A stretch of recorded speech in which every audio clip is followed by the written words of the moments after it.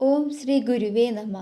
സർവതന്ത്ര സ്വരൂപായ സർവതന്ത്ര സ്വരൂപിണേ സർവഗയ സമസ്തായ ശിവായ ഗുരുവേ നമ.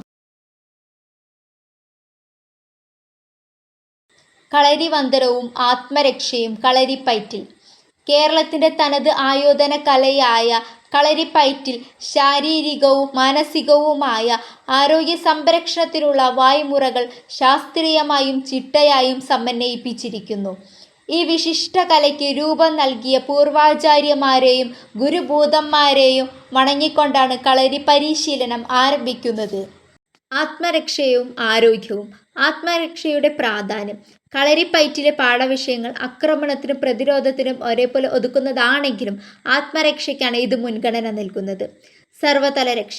ഇവിടെ ആത്മരക്ഷ എന്നത് കേവലം ശത്രുക്കളിൽ നിന്നുള്ള രക്ഷ മാത്രമല്ല, ശാരീരികവും മാനസികവുമായ എല്ലാ തലങ്ങളിൽ നിന്നുമുള്ള രക്ഷയാണ്.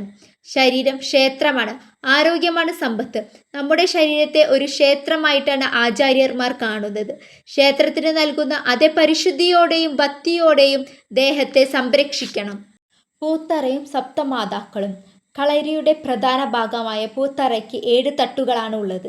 ഈ സപ്തമാതാക്കളുടെ സങ്കല്പത്തിൽ പ്രതിനിധീകരിക്കുന്നു. ബ്രാഹ്മി, മഹേശ്വരി, കൗമാരി, വൈഷ്ണവി, വരാഹി, ഇന്ദ്രാണി, ചാമുണ്ഡി.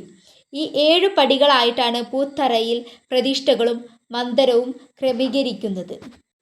കളരിവന്ദനം. പൂത്രവന്ദനം. കളരിപ്പയറ്റ് പരിശീലനത്തിന് എത്തുന്നവർ കളരിയിൽ ഇറങ്ങിയ ഉടൻ തന്നെ ആയുധങ്ങളോ കൈപ്രയോഗങ്ങളോ പഠിച്ചെടുക്കുന്നതല്ല. തുടക്കം.